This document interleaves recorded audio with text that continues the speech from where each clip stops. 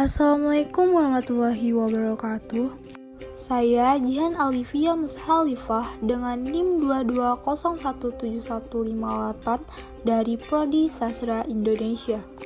Di sini saya akan presentasikan mengenai matko pengantar pengkajian kesusastraan dengan dosen pengampu Dr. Yeni Hayati M. Hum, yang akan dibahas mengenai materi 9-12 tentang strukturalisme, formalisme, dan strukturalisme genetik. Yang pertama, strukturalisme. Pengertian strukturalisme. Strukturalisme berasal dari bahasa Inggris yaitu structuralism, Latinnya struktur atau membangun, struktura berarti bentuk membangun. Secara etimologis, struktur berasal dari kata struktura, bahasa Latin yang berarti bentuk atau bangunan. Struktur sendiri adalah bangunan teoristis atau abstrak yang berbentuk dari sejumlah komponen yang berhubungan satu sama lain. Sedangkan menurut Joseph pada tahun 1997 menjelaskan bahwa teori strukturalisme sastra merupakan sebuah teori pendekatan terhadap teks-teks sastra yang menekankan keseluruhan relasi antara berbagai unsur teks. Sejarah strukturalisme memiliki latar belakang sejarah evolusi yang cukup panjang dan berkembang secara dinamis. Strukturalisme menantang teori mimetik yang berpandangan bahwa karya sastra adalah tiruan kenyataan. Teori ekspresif yang menganggap sastra pertama-tama sebagai ungkapan perasaan dan watak pengarang, dan menentang teori-teori yang dianggap sastra sebagai media komunikasi antara pengarang dan pembacanya. Dalam pengembangannya terdapat banyak konsep dan istilah yang berbeda, bahkan saling bertenaga. Misalnya, strukturalisme Prancis yang terutama dimiliki oleh Roland Barthes dan Julia Kristeva mengembangkan seni penafsiran struktural berdasarkan kode-kode bahasa teks sastra. Melalui kode bahasa itu diungkap kode-kode retorika, psikoanalitis, sosiokultural. Mereka menemukan bahwa sebuah karya sastra harus dipandang secara otonom. Puisi khususnya dan sastra umumnya harus diteliti secara objektif, yakni aspek intrinsiknya. Keindahan sastra terletak pada penggunaan bahasa yang khas, yang mengundang efek-efek estetik.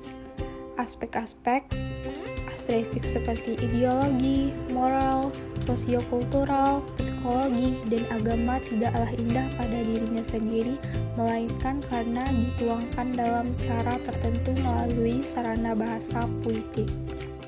Tokoh-tokoh strukturalisme. Yang pertama, Ferdinand de Saussure pada tahun 1857 sampai 1913. Yang kedua, Claude Lévi-Strauss pada tahun 1908 sampai 2009. Yang ketiga, Jacques Lacan pada tahun 1901 sampai 1981. Yang keempat, Roland Barthes pada tahun 1915 sampai 1980. Yang kelima, Louis Althusser pada tahun 1918 sampai 1990. Yang terakhir, Michel Foucault pada tahun 1926 sampai 1984. Jenis-jenis strukturalisme. Yang pertama, strukturalisme formalis. Yang kedua, strukturalisme dinamik. Yang ketiga, strukturalisme genetik. Tujuan dan pendekatan strukturalisme. Tujuan strukturalisme yaitu mencari struktur terdalam dari realitas yang tampak kacau dan beraneka ragam di permukaan secara ilmiah, objektif, ketat, dan berjarak. Pendekatan struktural yaitu suatu pendekatan yang objeknya bukan kumpulan unsur yang terpisah-pisah, melainkan keteritikan unsur satu dengan unsur yang lainnya. Kelebihan dan kelemahan strukturalisme. Kelebihannya yang pertama yaitu teori strukturalisme murni hampir seluruh bidang kehidupan manusia, baik itu dalam laju perkembangan iptek, dalam menunjang sarana prasarana penelitian secara global, dan dalam bidang sastra memicu perkembangannya genre sastra dan lainnya. Yang kedua, membutuhkan prinsip antar hubungan, baik itu hubungan masyarakat dengan sastra, minat masyarakat terhadap penelitian interdisipliner, memberi pengaruh terhadap perkembangannya teori sastra. Yang ketiga, dianggap sebagai salah satu teori modern yang berhasil membawa manusia pada pemahaman yang maksimal. Kelemahannya yang pertama yaitu karya sastra diasingkan dari konteks dan fungsinya sehingga sastra kehilangan refleksi sosialnya, tercabutnya dari sejarah dan terpisah dari permasalahan manusia. Yang kedua, mengabaikan pengarang atau penulis sebagai pemberi makna dalam penafsiran terhadap karya sastra. Ini sangat krusial sekali dan berbahaya karena penafsiran tersebut akan mengorbankan ciri khas kepribadian, cita-cita, dan juga norma-norma yang dipegang teguh oleh pengarang tersebut dalam kultur sosial tertentu.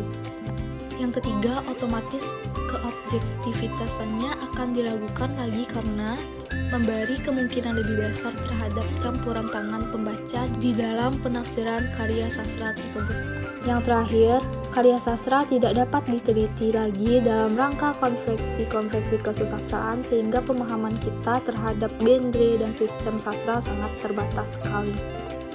Langkah-langkah penerapan teori struktural untuk memahami karya sastra. Analisis struktural dalam karya sastra, khususnya prosa fiksi, dapat dilakukan dengan mengidentifikasi, mengkaji, dan mendeskripsikan fungsi dan hubungan antar unsur intrinsik fiksi. Yang kedua, dalam hal pembelajarannya terdapat juga pola pembelajaran apresiasi sastra yang berdasarkan pendekatan struktural, menekankan pada pola penggunaan analisis. Bahasan selanjutnya yaitu formalisme. Pengertian formalisme. Secara etimologis, formalisme berasal dari kata forma yang berarti bentuk atau wujud. Dalam ilmu sastra, formalisme adalah teori yang digunakan untuk menganalisa karya sastra yang mengutamakan bentuk dari karya sastra yang meliputi teknik pengucapan, meliputi ritma, rima, akuistik atau bunyi, alterasi, asonasi, dan sebagainya.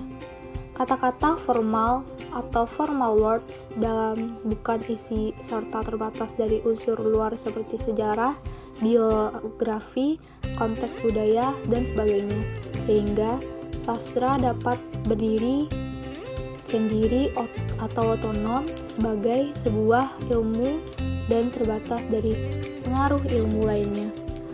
Teori formalis ini bertujuan untuk mengetahui keterpaduan unsur yang terdapat dalam karya sastra tersebut sehingga dapat menjalin keutuhan bentuk dan isi dengan cara meneliti unsur-unsur kesastraan, puitika, asosiasi, oposisi, dan sebagainya. Sejarah formalisme.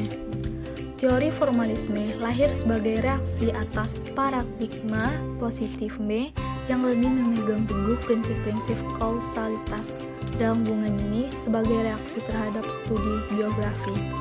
Formalisme Rusia pada tahun 1915 sampai 1930 juga disebut sebagai tonggak awal bagi kesusastraan modern, lalu diteruskan oleh strukturalisme Praha pada tahun 1940-an dan sekitar 1960-an disusul oleh strukturalisme baru di Rusia, strukturalisme Prancis, strukturalisme Inggris, gerakan otonomi Jerman, strukturalisme Belanda, dan strukturalisme Indonesia melalui kelompok Rawamagun pada tahun 1960-an. Tujuan dan pendekatan formalisme. Tujuan formalisme adalah untuk mengetahui keterpaduan unsur dalam karya sastra yang membentuk keutuhan isi dan bentuk dengan penganalisa unsur-unsur kesastraan, puitika, asosiasi, oposisi, dan sebagainya. Formalisme adalah reaksi terhadap pendekatan sastra yang bersifat positivistik yang merupakan sebuah pendekatan yang didasari oleh filsafat positifme yakni suatu paham yang menganggap bahwa segala ilmu pengetahuan harus berasaskan fakta yang dapat diamati. Langkah-langkah penerapan teori formalisme untuk memahami karya sastra. Yang pertama, analisis puisi. Dalam analisis ini, tahapan yang dilakukan adalah pembacaan secara saksama, pencarian frasa atau kalimat yang berbeda frasa atau kalimat sehari-hari, dan memberikan tafsir terhadap frasa atau kalimat yang unik tersebut. Yang kedua, analisis prosa. Dalam analisis ini, tahapan yang dilakukan adalah identifikasi fabula, identifikasi subjek, identifikasi motif, pengelompokan motif-motif, dan pembuatan peta motif yang berbentuk karya menjadi satu kesatuan. Terakhir yang akan dibahas mengenai strukturalisme genetik. Pengertian strukturalisme genetik. Strukturalisme genetik merupakan salah satu metode penelitian sastra yang populer digunakan dalam menganalisis karya sastra, baik itu novel, cerpen, maupun puisi. Teori ini merupakan salah satu cabang sosiologi sastra yang memadukan antara struktur teks, konteks sosial, dan pandangan dunia pengarang. Sedangkan menurut Ratna pada tahun 2004, secara definitif strukturalisme genetik adalah analisis struktur dengan memberikan perhatian pada asal-usul karya sastra. Secara ringkas berarti bahwa strukturalisme genetik sekaligus memberikan perhatian terhadap analisis intrinsik dan ekstrinsik. Tujuan dan pendekatan strukturalisme genetik. Strukturalisme genetik berusaha untuk memadupadankan unsur-unsur karya sastra itu sendiri dengan unsur di luar karya sastra. Teori ini hadir dan dianggap sebagai penyempurna teori strukturalisme murni dengan memasukkan unsur genetik dalam memahami karya sastra. Pendekatan strukturalisme genetik yaitu pendekatan yang mempercayai bahwa karya sastra itu merupakan struktur yang terdiri dari perangkat kategori yang saling berkaitan satu sama lain. Langkah-langkah penerapan teori strukturalisme genetik untuk memahami karya sastra. Pertama, peneliti membangun sebuah model yang dianggap memberikan tingkat probabilitas tertentu atas dasar bagian. Yang kedua, ia melakukan pengecekan terhadap model itu dengan perbandingannya dengan keseluruhan paragraf demi paragraf untuk kasus prosa, baris demi baris untuk kasus puisi, dan ucapan demi ucapan untuk drama. Konsep dasar strukturalisme genetik.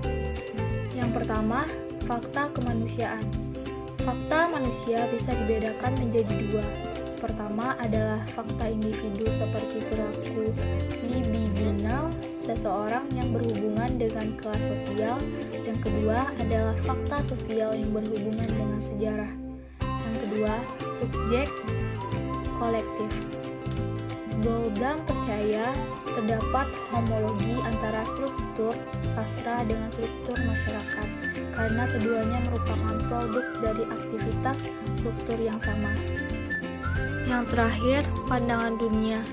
Pandangan dunia merupakan istilah yang cocok bagi kompleks menyeluruh dari gagasan-gagasan, aspirasi-aspirasi, dan perasaan-perasaan yang menghubungkan secara bersama-sama anggota-anggota suatu kelompok sosial yang lainnya. Baiklah, sekian dari presentasi yang dapat saya sampaikan. Apabila ada kekurangan, saya memohon maaf. Wassalamualaikum warahmatullahi wabarakatuh.